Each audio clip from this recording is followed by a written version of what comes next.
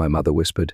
"If you die, your sister gets the house." Right before my surgery, I woke up, listened to 70 voicemails, then took everything back.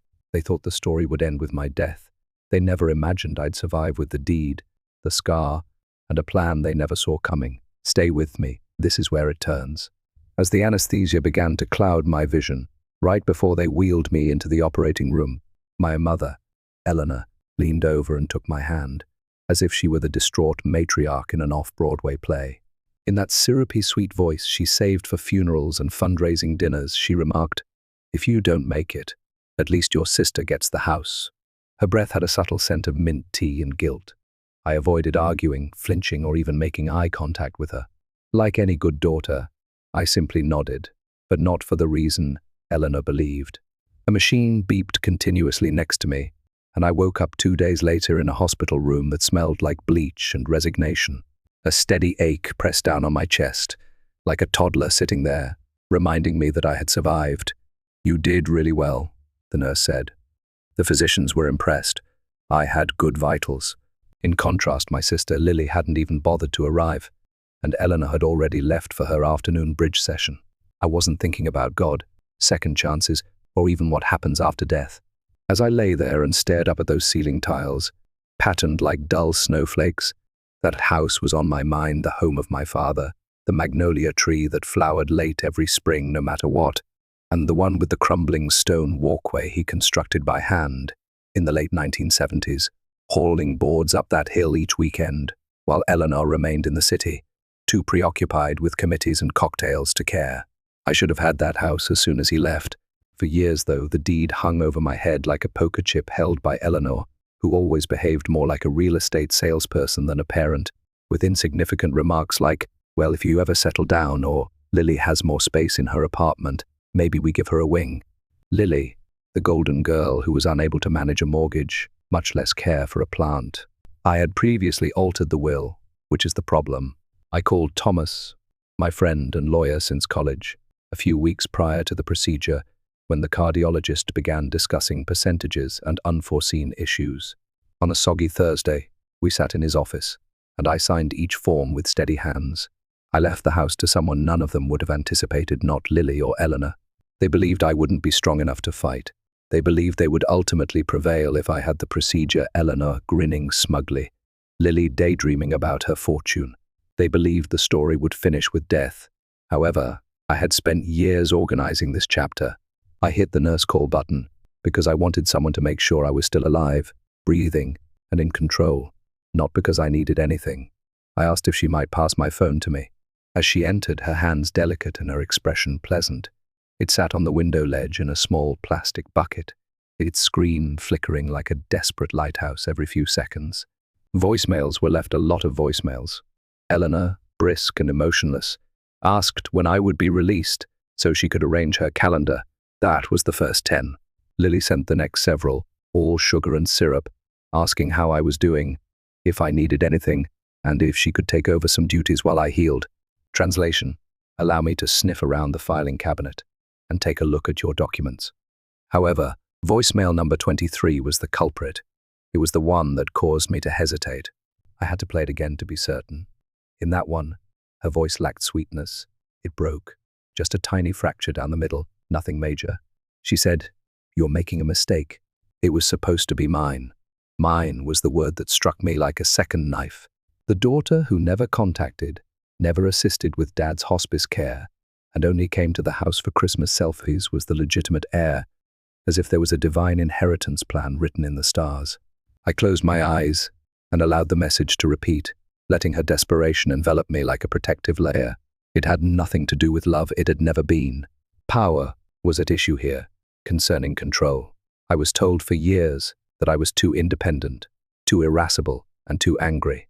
However, now I had the deed, the papers, the attorney, and a huge scar down my chest that proved I'd survived them all. Additionally, survival offers you some opportunity to exact revenge. I just needed to wait. When I first became aware that Eleanor had a different perspective on us, I was 9 years old, not merely in passing, but in a manner that would, like a seam in an old shirt, tear a childhood in two. On a July afternoon, Lily was sitting on the couch with her feet tucked under her, eating a bowl of Neapolitan ice cream, while I was outside cutting the lawn, sweat running down the back of my neck, the mower vibrating through my slender arms. Through the open curtains, I could see her gaze up at me. Without a second thought, she waved, smiled, and returned her attention to the TV. Eleanor responded, "Your sister's delicate. She's not built for this kind of work. You are. You're the tough one." When I questioned her later about why Lily didn't need to assist, "You're the difficult one" became the catchphrase of my youth, as though taking on responsibility was some perverse form of compensation. I was the one with the wrench when the pipes under the sink burst. I was the one who learned how to clean a feeding tube and endured the chemotherapy when Dad became ill. Eleanor clung to Lily like she was the widow, and I was the hired staff at the funeral, while Lily drifted in and out with condolence cards and platitudes. As I lay in that hospital bed with brand new staples in my chest, I listened to voicemail after voicemail until they all blended together: Lily's phony compassion, Eleanor's icy professionalism, and their tolerance gradually eroding. Lily began to falter around message 20. The pauses grew longer and the words tighter. To be honest, I enjoyed every moment of her cracking. By message number 34, she was completely in a panic. Her words, "This isn't fair," were abrupt. "You don't even live there. You're barely even part of the family anymore. You've been gone for years, and now you just take it." It still hurt to breathe too hard, but I wanted to laugh. Nothing had been taken by me. I'd always guarded what was rightfully mine. I hadn't done it by myself either. Thomas was the type of guy who could explain legalese without coming across as a patronizing jerk, and who remembered birthdays without Facebook reminders. We connected via terrible cafeteria food and awful roommates, met at college freshman orientation, and managed to stay close through heartbreaks, career changes, and everything else in between. He didn't recoil when I called him regarding the will. "Let's make it airtight," he simply said. He created two different trusts, one of which protected the property in my name, and the other directed the profits from the basement rental unit to a charity shell corporation I had thrown together on a whim years prior. He then put everything in a domestic LLC, just for peace of mind. Thomas boldly tapped the folder with his pen and remarked, "It's like having 3 houses in one, or it might have been 4. No, 3 for sure." It was bulletproof. To reverse Thomas's actions, Lily and Eleanor would require a group of attorneys, a great deal of luck, and perhaps even supernatural intervention. They also weren't particularly renowned for their ability to think strategically or be patient. Eleanor wasn't a lawyer, she was a social tactician. Lily was as focused as a moth at a disco ball.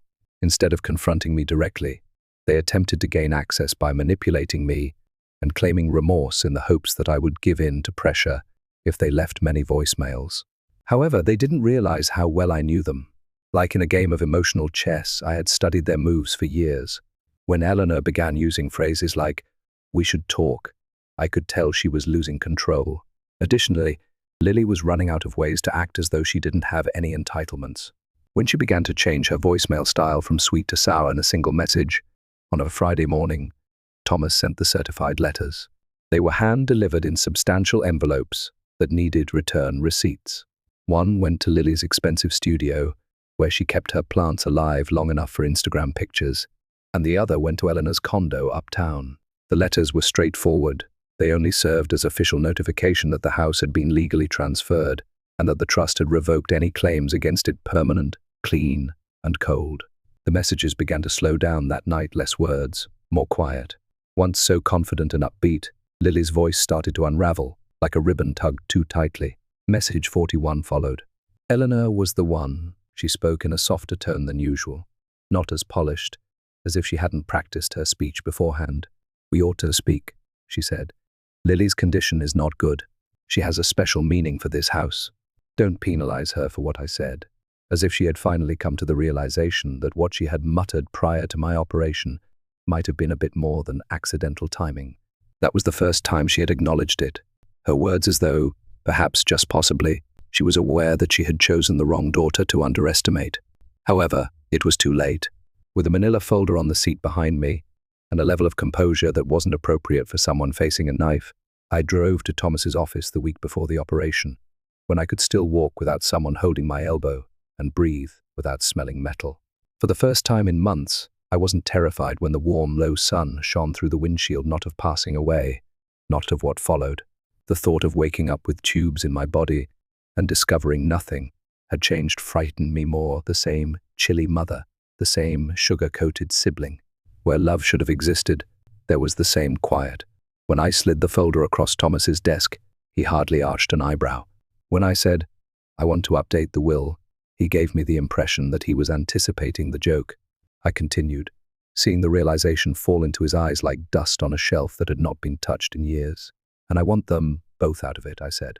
Everything he would require was in the folder, including the trust documents, property deeds, and even a copy of the original title to the house, which had my father's handwritten signature at the bottom. I had kept the paper close at hand, like a covert weapon, anticipating the moment when I might have to use it. The day had come. Margaret, my quiet neighbor who wore orthopedic shoes, talked to her tomatoes, and had more dignity in her pinky toe than my entire family tree combined, was the reason I left the house, not Eleanor or Lily. When no one else was there, Margaret had been. She kept the garden alive with her own hands, brought in my mail while I was recovering, and once discovered me on the kitchen floor after collapsing. She remained with me until the ambulance arrived, and never mentioned the tears I shed that night. Eleanor had never cared to get to know my father the way she had until the HOA wrote a letter. Eleanor rolled her eyes and said she was the kind of person who would collect animals and garden gnomes, while he talked to her over the fence about soil types and storm drains. Unlike them, Margaret never made a request. I trusted her with everything because of this. As Thomas slipped the updated will into a padded envelope, I said, "Blood isn't always family. Family just bleeds you dry sometimes." He remained silent. Within an hour, he simply nodded and had it notarized. I didn't want to share it with Eleanor or Lily, not quite yet. Let them believe they were still eligible for whatever remnants of love or legacy they believed my father had left behind. I wished for their comfort. I wanted them to be caught off guard, because there's something delectable about being 5 steps ahead when you've lived your entire life as the afterthought. Of course, when people start looking for inheritance, secrets don't remain secret for long. Emotional sabotage had always been Eleanor's forte. Lily, on the other hand, used sympathy as a weapon, as if it were a degree. By midweek, the messages had become sour. Next, on Facebook, Lily shared a photo of our house where we grew up, the one where Dad's rusting wind chime was still hanging on the porch, and the old oak tree in the front yard was slanting sideways. The caption said, "I've only ever known one home, and my sister is taking it away. Please offer up prayers for our family's harmony." Naturally, I was tagged. 10 common friends were also tagged. The comments came in faster than I could read them, since everyone enjoys a heartbreaking narrative in cursive font. "Remain resilient, Lily. You have such courage. Family comes first. I'm hoping you can speak with her. She'll change her mind if you send her love, girl." I didn't answer. I didn't remove my tag. Not even Messenger opened on my end. I was aware of what was waiting there. Pages upon paragraphs of people who hadn't called in years, suddenly behaving as though they were interested in my choice, as if I was too chilly to care, and pain and guilt were a 2-for-1 deal. However, I was concerned not about them, though. Margaret called me on her landline that evening. She still has one, yes. "Someone is on my porch," Margaret remarked softly, in the same level voice she used when the neighbor's dog was struck by a delivery van. "She's not crying, she is yelling." I didn't need to inquire about its identity. Even across the street, I could hear her over the receiver, her voice trembling on the brink of despair and anger. "She's shouting your name," Margaret said. "What ought I to do?" With the lights off, I gazed out my kitchen window and saw Lily's figure thrashing on Margaret's porch, her arms whirling like shattered windshield wipers, her voice hitting pitches that ought to have been marked with a warning sign. "Nothing," I answered, sounding more composed than I actually was. "Allow her to scream." 2 days after the porch incident, Margaret delivered the mail by hand, wearing the same stern look she used when she argued with cable repairmen or defended the right way to grow hydrangeas. My name was written in her exquisite script on a thick white envelope: Sarah, not Sar, not Dear, not a moniker that attempted to mitigate malice, only Sarah. That alone convinced me that this was neither drama nor gossip. It was a heavier object. 2 pages of the mail were folded exactly in thirds, and a photograph dropped out and fell face down on the counter. I started by reading the letter. The words, which Margaret had handwritten, oozed through the lines as if they had been inside her for too long.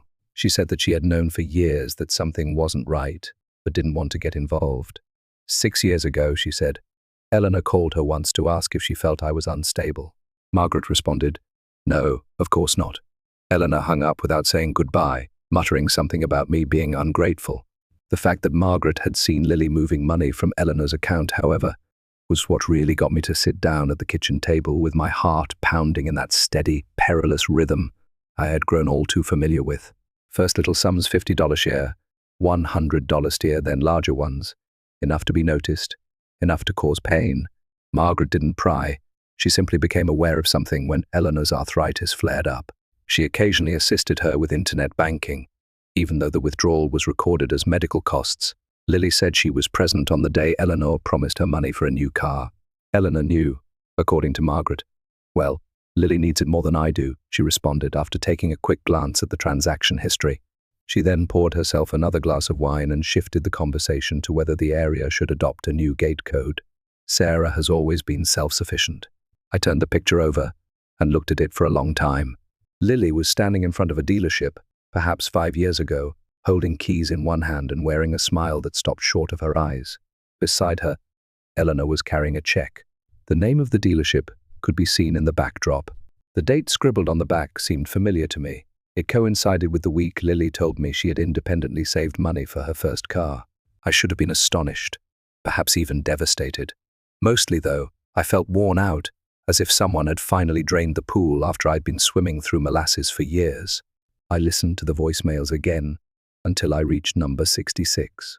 It was only a dozen seconds long. "Please, Sarah," pleaded Lily in a hoarse, desperate voice I was unaware of. "I was unaware of your seriousness. Just speak to me, please." After pausing, I clicked reply.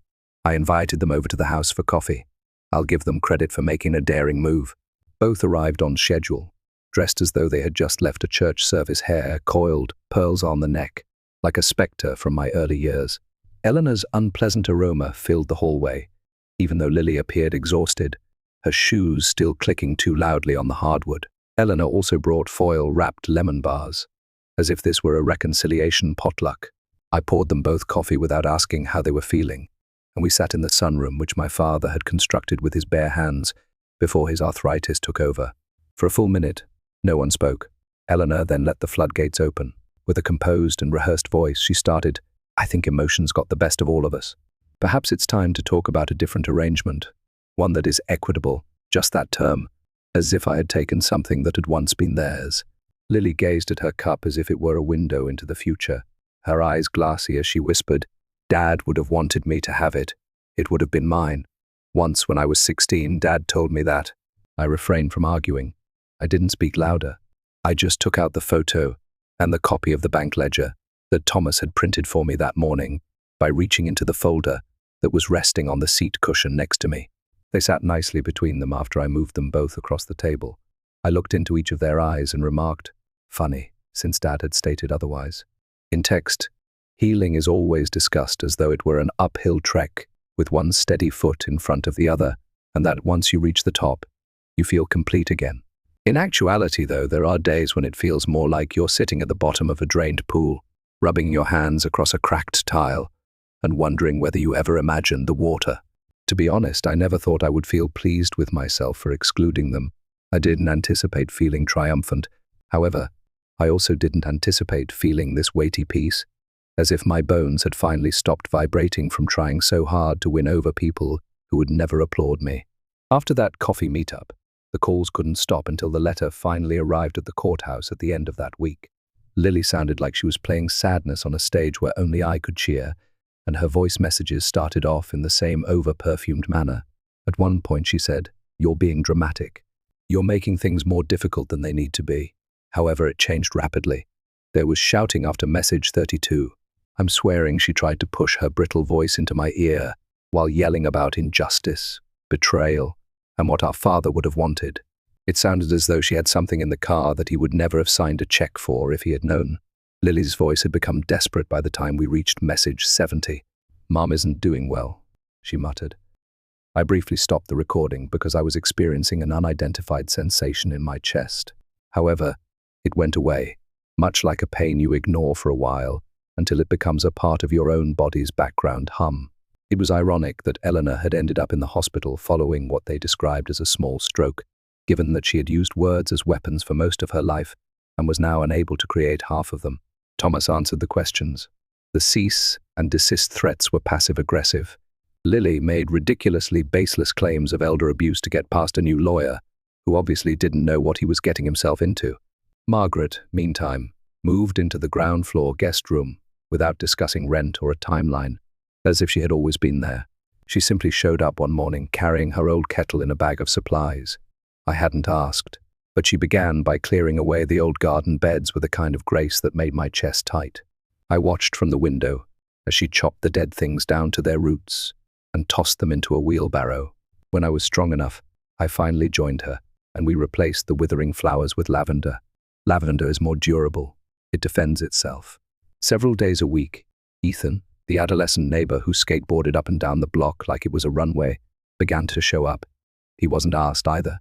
After making a single knock and displaying a pair of gloves that were obviously not his, he added, "Margaret said, you're regrowing stuff. You need help." Hands in the soil, trying not to think too much, simply doing something that felt real.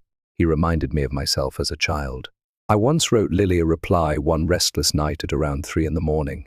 I typed it out on a notes app, suddenly thinking I could be swallowed whole by the stillness. Nothing was sugar-coated by me. I told her everything I knew, what I had always known about Margaret and about the automobile. I informed her that I was simply exhausted and no longer upset. With my thumb poised over send, I gazed at the message for a while before deleting it. The next morning came message number 104. Now her voice was no more than a whisper. "Please," she said. "Just one conversation. I miss my sister." I didn't even finish playing it when I hit delete. I only saw the tiny blue dot go. Later that day, I watched Ethan water the fresh row of marigolds we had planted between the tomatoes and the herbs in the garden. The porch I had previously scrubbed for a mother who never expressed gratitude was bathed in a warm, golden glow as the sun perfectly illuminated the side of the home. I also came to a realization I had been reluctant to share. The house was not something I regretted retaining. I had no regrets about the silence, the will, or the trust. I wished I hadn't waited so long to claim it as mine. The problem with surviving, I suppose, is that people think you're the same person, but on that table, I kind of died.